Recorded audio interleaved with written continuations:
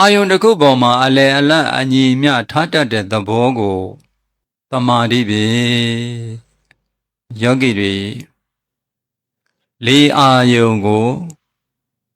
တော်တော်လေးသိနေကြပြီ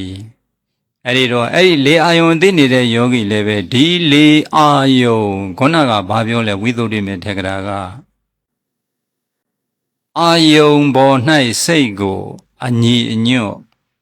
အလယ်အလတ်အညီအညွတ်အညီအမျှထားတတ်တဲ့သဘောဆိုတော့မိမိသိနေတဲ့လေအာယုံကလေးဟာမြင်ရတာလည်းမဟုတ်ဘူးစိတ်ကလေးနဲ့ခံစားပြီးတော့ခံစားချက်ကလေးနဲ့သိရတာအဲ့ဒီလေအာယုံကိုသိအောင်ကြိုးစားနေတဲ့သဘောရှိတယ်စာကတော့ဗာပြောလဲဆိုတော့အာယုံပေါ်၌စိတ်ကိုတဲ့သူပြောတာစိတ်ကိုတဲ့စိတ်ဆိုတာအာယုံကိုသိချင်းရယူခြင်းပဲဒီအာယုံကိုသိနေတာဘာလို့လဲဆိုတော့စိတ်တဲ့စိတ်ရဲ့ကိစ္စကဝိဇဏနလက္ခဏာစိတ်တယ်အာယုံကိုသိခြင်းရယူခြင်းပုပ္ပင်ကမရတ္တအာယုံကိုသိတဲ့နေရာမှာသူကရှည်သွားခေါင်းဆောင်ပဲတဲ့ကျန်တဲ့နံတရားတွေကနမနဆိုတော့စိတ်ကလေးအာယုံကိုသိနေတဲ့ရယူနေတဲ့အချိန်ခါမှာ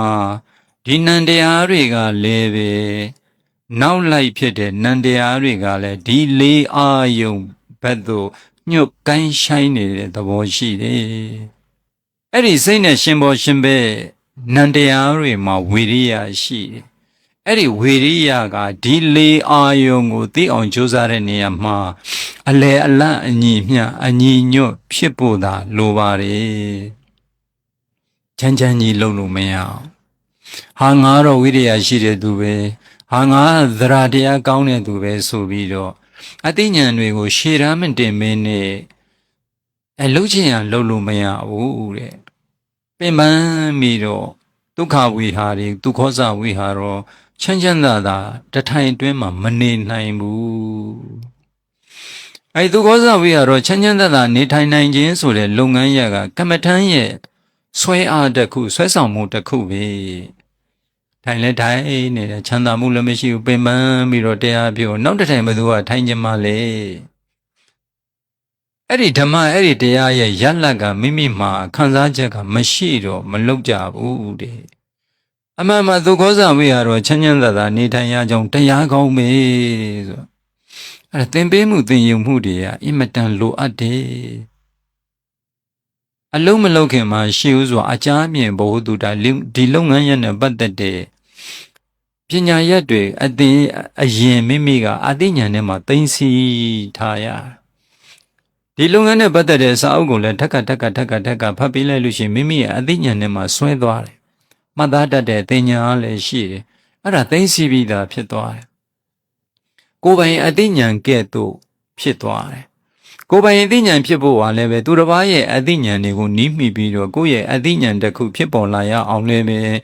မိမိကကျင့်သုံးရတာမိမိရဲ့အသိဉာဏ်နဲ့မှသိသိထားတယ်ဒီအာနာပါနကမ္မဋ္ဌာန်းနဲ့ပတ်သက်လို့ရှုအမှတ်ရမှာရှောင်ကျင်ရမှာဘာတွေလဲအကြမ်းမြင်ဘ ഹു တုတာအသိဉာဏ်တွေကျွတ်တင်ပြီးတော့သိသိထားဒီအသိဉာဏ်တွေဘ ഹു တုတာတွေထည့်ပြီးမှအလုတ်ကိုလုပ်ပါဘာအသိဉာဏ်မှလည်းမရှိဘဲနဲ့သွားလုပ်နေလို့ကုသိုလ်ရတယ်လို့သာပြောတယ်ငါလှုပ်လိုက်တာလည်းပဲဘာမှငြိမ်းချမ်းမှုအေးချမ်းမှုမရဘူးတထိုင်အတွင်းမှာငါရဲ့ညှဉ်းနှွမ်းနေတဲ့စိတ်တွေကိုလည်းမဖြည့်ရှင်းပေးနိုင်ဘူးဒီအလုပ်ဟာကဲယခုလိုစိတ်ကိုအလယ်အလတ်အညီမျှဝိရိယကိုဆိုလိုနေတာကြိုးစားမှုဒီလေအာယုံကိုသိအောင်ကြိုးစားနေတဲ့ဝိရိယရဲ့အလယ်အလတ်အညီမျှလေးဟာကျင့်သုံးတတ်ဖို့ဟာ